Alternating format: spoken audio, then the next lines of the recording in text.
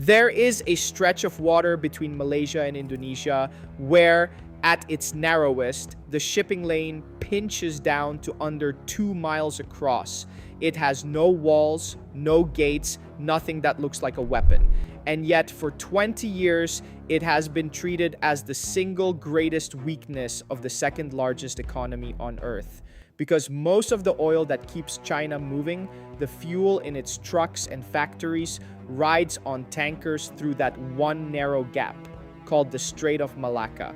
Close it, and you could strangle a superpower without firing a single shot. For years, China had no real answer to that. But quietly over the last decade, it has been building one. Let me put the problem in plain terms. Imagine your entire house, the heat, the lights, the car, all of it, ran on deliveries that came across one narrow bridge. And imagine a neighbor you don't fully trust could park a truck sideways on that bridge any morning he felt like it. You would lie awake thinking about that bridge. That is more or less the position China has been in with the Strait of Malacca. The country buys more oil from abroad than anyone in history, over 11 million barrels a day, and more than 70% of the oil it burns has to be imported.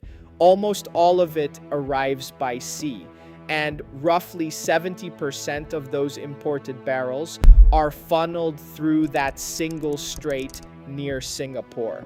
So you have the largest energy buyer on the planet, and its lifeline runs through a gap that a determined navy could block in an afternoon. Every economy has weak points. Most of them are spread out, hard to hit all at once. China's was squeezed down into one thin blue line on a map. For a country that plans in decades, that is not a footnote. That is the thing that keeps the planners awake at night, because everything else they build sits on top of it. This fear is old enough to have a name.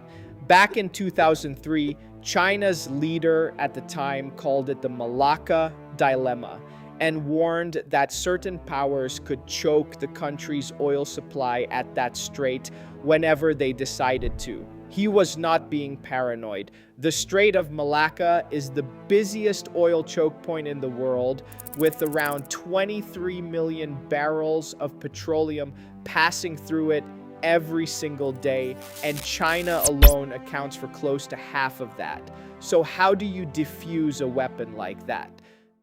The obvious move is to build roads around it, and China did. There is a pipeline carrying crude from a port in Myanmar straight into southern China, another bringing Russian oil overland, another from Kazakhstan, all of them skipping the strait completely. But here's the catch with those pipelines. Add every one of them up, and they still move only around 1.5 million barrels a day, a small fraction of what China imports.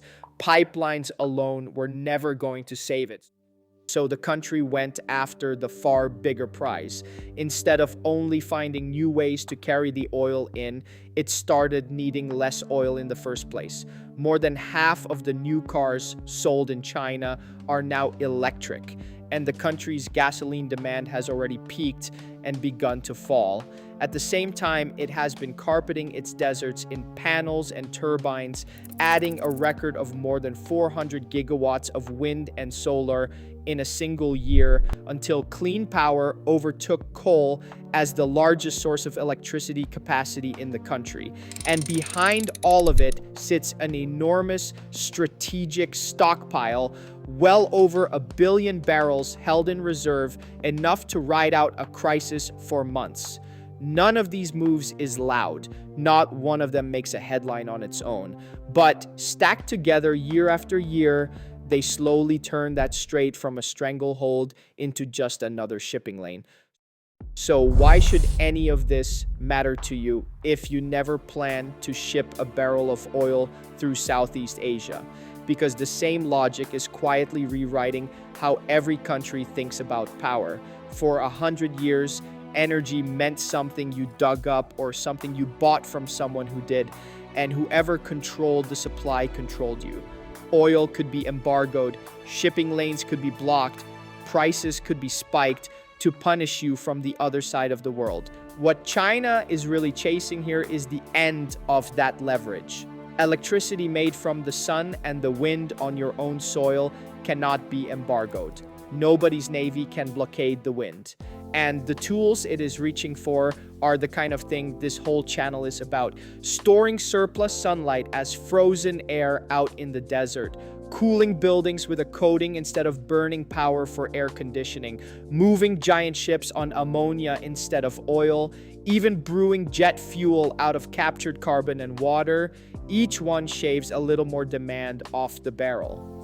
And the payoff lands in ordinary life. Cleaner air in the cities as the coal and the diesel fade out. Lower running costs once the fuel is sunlight instead of crude.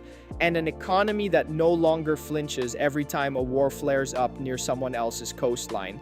Energy independence sounds like an abstraction. In practice, it just means that when a war breaks out on the far side of the world, your lights don't even flicker. But here's the part that should really land. The most powerful weapon in this whole story is not a missile or a fleet. It is indifference. You defeat a choke point not by fighting for it, but by making the thing that flows through it optional. And once you see that, an awkward question follows. Why didn't everyone else do this decades ago? The technology to electrify transport and run on sun and wind is not some Chinese secret. It has existed in pieces for a very long time. The honest answer is that most of the rich world was built around the very oil it was trying to escape. Whole economies, tax systems, and some of the most profitable companies in history were wired into crude staying king. When your biggest industry is the exact thing you would have to walk away from, you don't walk away, you protect it. It looked perfectly rational from the inside every single quarter, right up until a rival that had never leaned on those companies simply started building the alternative and refused to stop. China, for all its own contradictions, did not have those particular giants steering the wheel, so it could treat oil as a weakness to engineer around instead of a business to defend. That is the real reason the Strait is finally losing its grip, not because someone won a battle over it, because someone decided to stop needing it. If it lights something up in you to watch a country refuse to stay hostage to a map, then you already think like the people this channel is built for. Subscribe, and I'll keep showing you how the world's oldest weak points are quietly being engineered out of existence one at a time. Now, one honest caveat, because this is not finished, and anyone who tells you it is has something to sell. China's oil imports just hit an all-time record, and it still buys more than 70% of its oil from abroad. Those bypass pipelines carry well under a fifth of what it needs. And most of the oil it calls diversified still arrives by sea. The Strait is being made to matter less, but it still matters enormously. So picture that narrow strip of water again, packed with tankers as it has looked for 50 years. Then picture it slowly thinning out, one electric car and one solar farm at a time, until the gap that could once strangle a superpower is just a pretty stretch of sea. Here's what I want from you. If a country can quietly engineer its way out of its single biggest weakness, what weakness is your country still pretending it doesn't have? Tell me below.